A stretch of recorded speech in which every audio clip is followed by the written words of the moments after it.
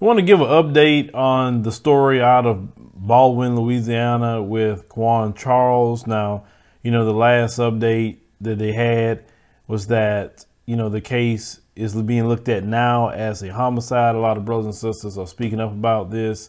They feel that it's definitely a lot of foul play and the police isn't looking into anything. Now, prior to people speaking up, that's really what was going to happen with the situation. But many people on social media, all over, definitely America and even different parts of the world demand something be done with this situation. And it lets you know that we don't need the mainstream media or even local media to do anything, because you have to remember with this case, mainstream media wasn't even into this. Local media wasn't even really into this. It was those of you on social media that was making, noise with this situation. So let's make sure to let you know this. Don't ever discount the power of social media. Don't look to the mainstream to do anything.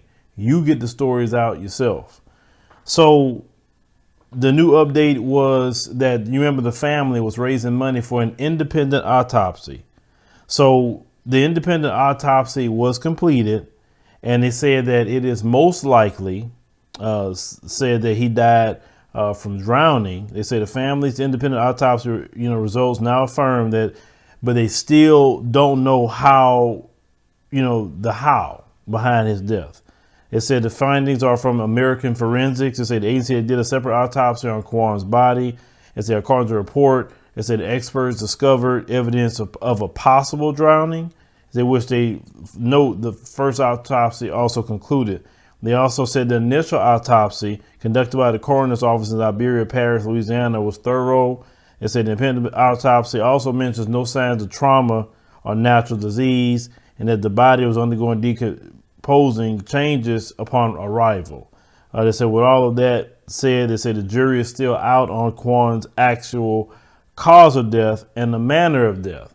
So they said that, yes, he possibly could have drowned, but they don't know exactly how he got there, how he died, how he ended up, in the sugarcane field. They can't really explain any of this. Okay.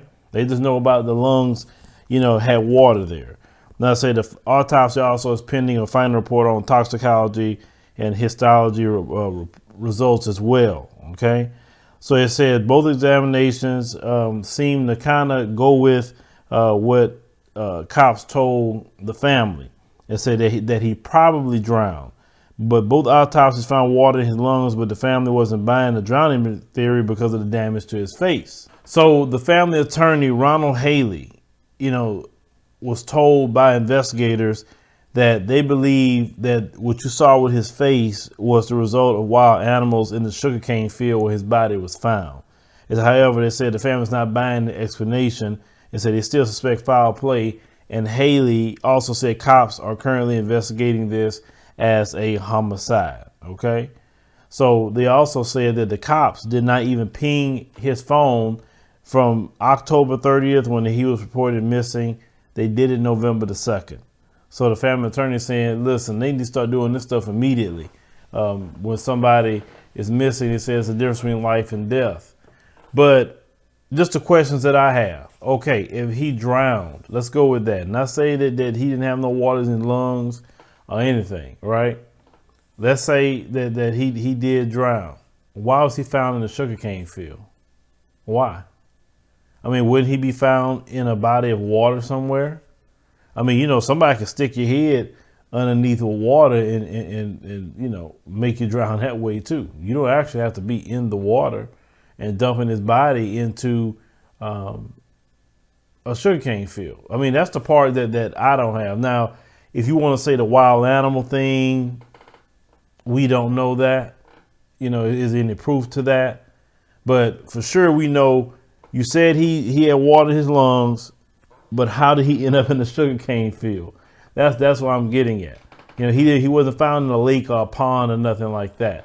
So yes, the family is right to continue to want to know what's going on. And even their independent autopsy, they saying he had water in the lungs, but they don't really know exactly how. They said possible drowning, but it doesn't explain the whole lot of things that need to be explained. Like the explanation of how did he get, what they took him from his house to these white folks' house. Okay, what happened from there? Now they claim that he left on his own. Why would he leave on his own if y'all brought him over there? Why couldn't y'all bring him back to his house you picked him up from? You understand what I'm saying? So there's a whole lot of variables, you know, that a woman that picked him up, not talking, not saying anything. Why? I mean, the people need to know what's going on with this particular case. But as the new updates come out in this case, we definitely will report on that. But leave me a comment, let me know what you think about, you know, this situation with the young brother, Quawan Charles. But I'll tell you this much, as I stated on our live stream over the weekend, don't let none of your children leave your house without them calling you first.